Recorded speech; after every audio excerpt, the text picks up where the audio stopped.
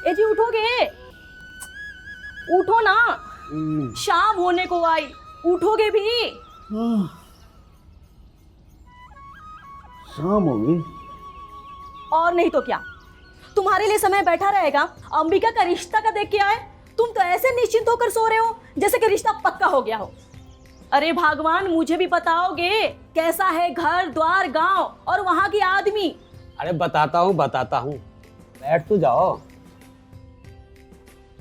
जब मैं प्रगतिपुर गया था तो गांव में बैठक हो रही थी।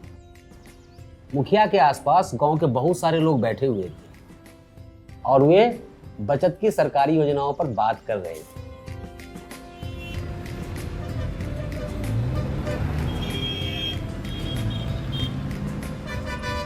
देखो मुखिया जी, हम तो इतना जानते हैं कि सरकार ने हमारी भलाई, हमारी बचत और उसमें लाभ के लिए कई सारी योजनाएं बनाई हैं और ये सारी योजनाएं हम सबकी जरूरतों के अनुसार है। मतलब घरेलू किसान और बुजुर्गों सभी के जरूरत के हिसाब से। जैसे सामाजिक सुरक्षा के लिए प्रधानमंत्री जीवन ज्योति बीमा योजना है, जो कि हर साल फिर से नई की जाने वाली बीमा योजना है। इसमें 18 से 55 साल के दौरान अगर किसी बीमित व्यक्ति की मृत्यु हो जाती है तो उसे 2 लाख रुपए की मदद मिलती है।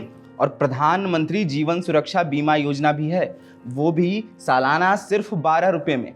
अगर किसी व्यक्ति की दुर्घटना में मृत्यु हो जाए तो उसे 2 लाख रुपया, और अगर स्थायी विकलांगता आ जाए तो 1 लाख रुपया मिलता है। और पेंशन के लिए अटल पेंशन योजना, जिसमें 18 से 40 साल की उम्र तक जुड़ा जा सकता है। मुखिया जी, पूरा गांव जानता है कि मैं मजदूरी करता हूं, इसलिए मेरी पहचान एक श्रमिक के तौर पे होती है। तो चाहे गांव हो या शहर, हम जैसे असंगठित क्षेत्र में काम करने वाले मजदूरों के लिए भी एक योजना है, प्रधानमंत्री श्रम योगी मानधन पेंशन योजना। इसमें 18 से लेकर 40 साल के बीच का वो श्रमिक आता है जो हर महीने 15,000 रुपए तक कमाता है। इसमें हमें अपनी उम्र के हिसाब से हर महीने एक तय राशि जमा करनी होती है, जिससे हमें 60 साल की उम्र के बाद में हर महीने 3,000 रुपए मिलेंगे। ये सभी सामाजिक सुरक्षा योजनाओं की जानकारी हमें हमारे निकटतम बैंक या डाकघर से मिल जाती है। इसके अलावा सीएससी के निकटतम सेंटर से भी ये जानकारी मिल जाती है। और फिर ये बैठकें तो हैं ही।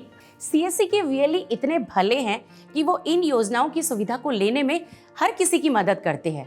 फिर चाहे वो कोई जानकारी लेनी हो या आवेदन पत्र भरना हो, दस्तावेज बनाने हो या आवेदन के साथ किसी भी तरह की कोई भी मदद हो। यानी सीएससी है हमारा सबसे अच्छा और भरोसेमंद दोस्त।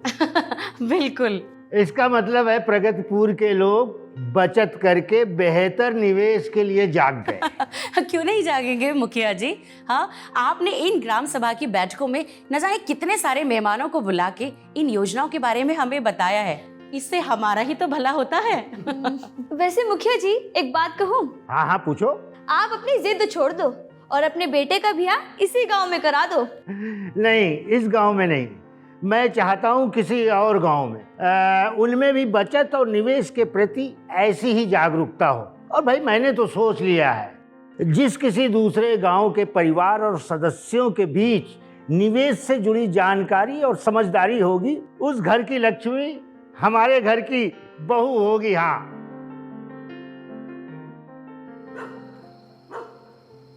बस इतना सुनना था कि मैंने तय कर लिया कि हमारी अंबिका का प्रगतिपुर के मुखिया जी की घर का बहू बनना तय है, क्योंकि इसे सभी निवेश और कल्याणकारी योजनाओं की जानकारी है।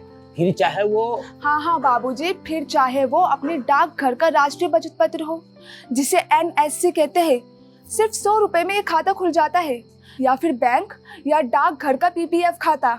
ये खाता हम 500 रुपए में खोल सकते हैं। अरे अंबिका बहन, इस पीपीएफ खाते पर तुम 1 साल में 1.5 लाख रुपए तक जमा कर सकती हो और 3 साल या 5 साल पे तुम उसका ऋण उठा सकती हो और 7 साल बाद तो कुछ पैसे भी निकाल सकती हो।